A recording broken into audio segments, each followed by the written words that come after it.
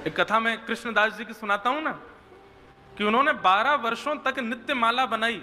उन्होंने नियम धारण कर लिया था कि मैं रोज माला बनाऊंगा और ठाकुर जी को अपने हाथ से पहनाऊंगा, लेकिन केवल 12 वर्ष तक इस नियम का पालन करूंगा। और मेरी अभिलाषा यह है कि 13वें वर्ष के पहले दिन ठाकुर जी मेरी कुटिया पर आएंगे।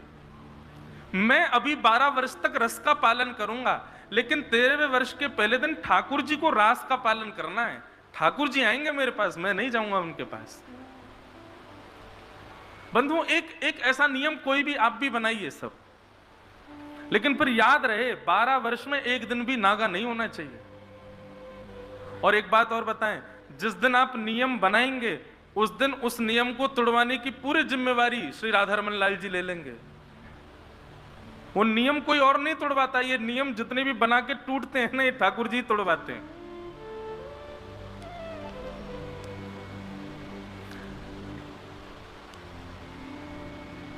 इसलिए सावधान रहिएगा। या तो इसका एक उपाय यह है कि नियम का ढिंडोरा मत पीटिएगा, बस नियम प्रारंभ कर दीजिए, बस खुद को पता हो कि मेरा एक नियम चल रहा है। अगर आपने उस नियम का जिक्र किसी से कर दिया और कहीं से भी वो ठाकुर जी को पता चल गई, तो वो टूटने की पूरी संभावना बढ़ेगी। पर हमारी कई एक बात कर लो कि आप अब नियम एक बना लो 12 वर्ष का लेकर के, नित्य एक कोई भी भगवत संबंधी कार्य है वो मुझे रोज करना है, चाहे कुछ हो जाए। सूतक, पातक, अपवित्र अवस्था आदि आदि ये बीच में जो आएंगे, ये नियम खंडन नहीं है, ये एक प्रकार से प्राकृतिक और आपके प्रारब्ध का एक बीच में अंश आया है।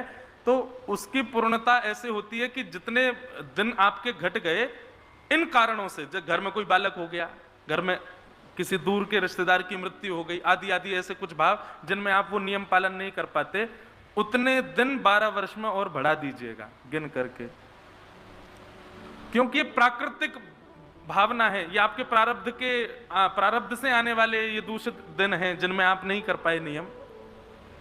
पर 12 वर्ष का एक संकल्प ले लीजिए आज ही, आज तो बढ़िया दिन कौन सा होगा,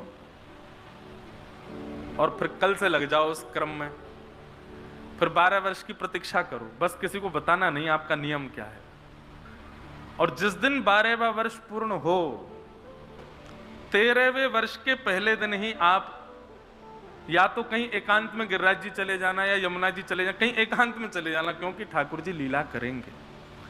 13वें वर्ष के पहले दिन निश्चित है, ये महाभारत में स्वयं भीष्म पितामह कहते हैं इस बात को, कि यदि कोई व्यक्ति बेनागा एक नियम का पालन कर ले 12 वर्ष तक, तो 13वें वर्ष के पहले दिन ठाकुर जी उस पर अनुग्रह करेंगे, वो जो चाहेगा वो लीला ठाकुर जी उसके साथ करेंगे। बस नियम यह है कि आपके मन के भाव के लिए और आपके निजी कर्मों के लिए वो नियम ना टूटे। कोई प्रारब्ध जन्य कोई भाव आ जाए तो टूट जाए, तो आगे उतने दिन और बढ़ा लो, करो उनको, पर करो। तो कृष्णदास जी का नियम था, रोज माला लेके जाते, ठाकुर जी को पहनाते। बहुत बार सुनाई है मैंने ये कथा। तो हर दिन ठाकुर जी के कान में जाके दिन बताते, बोले ठाकुर जी 3 वर्ष रह गए, अब तो 9 ही वर्ष रह गए, अब तो 7 ही वर्ष रह गए, अब तो 5 ही वर्ष रह गए, अब तो 2 ही वर्ष रह गए, अब तो 6 महीना रह गए, अब तो 1 ही महीना रह गया, अब तो 15 दिन रह गए। वर्षा हो, धूप हो, ताप हो, कुछ भी हो, उन्होंने अपना नियम नहीं तोड़ा। अंतिम दिन ठाकुर जी के कान में जाकर के कह दिया, बोले लाला आज अंतिम दिन है, सेवा पूर्ण भई अब मेरी सेवा पूर्ण है गई, लेकिन कल 13वें वर्ष को पहले दिन है लाला, मैं प्रतीक्षा करूंगा, माला बना के रखूंगा, लाला मेरे घर आएगो, 56 भोग बना के रखूंगा, अपने वचन को निभाइयो, लाला मेरे पास आए जाइयो। 13वें वर्ष पूरे दिन प्रतीक्षा करते रहे, ठाकुर जी नहीं आए।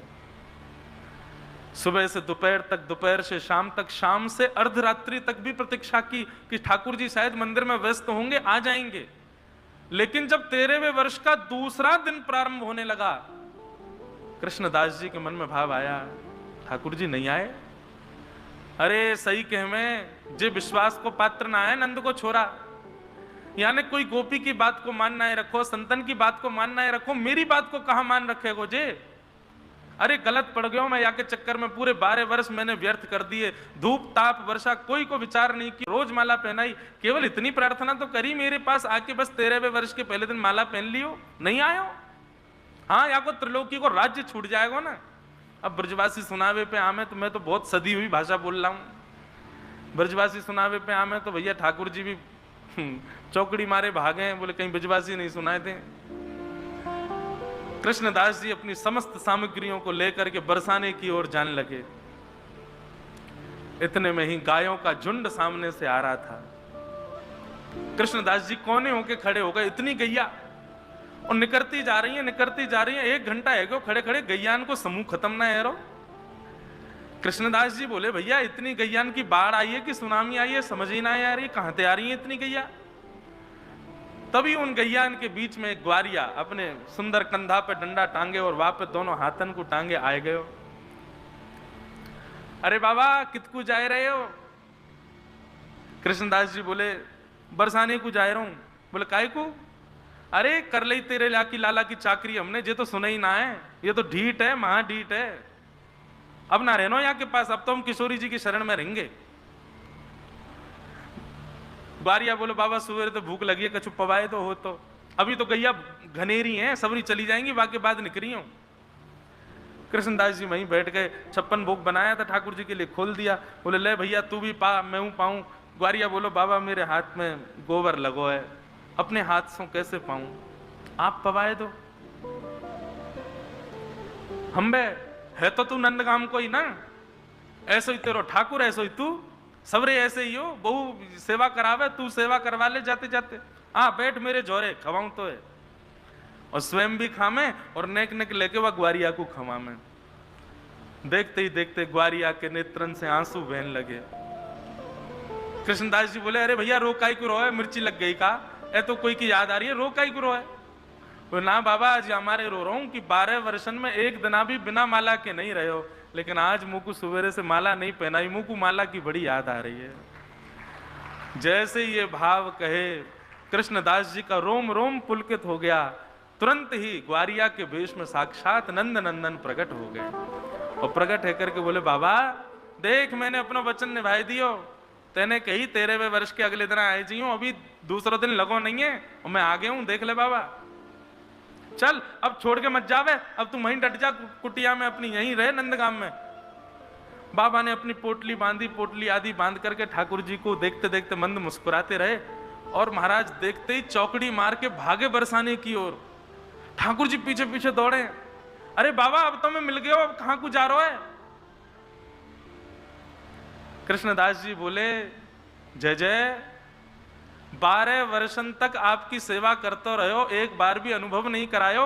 अरे मोह कहां फेरो श्री जी की ओर, तुम प्रकट ही है गए, अब तो श्री जी के चरणन में ही रहूंगा, क्योंकि मुंह को आपको प्राप्त करने की चाबी मिल गई है।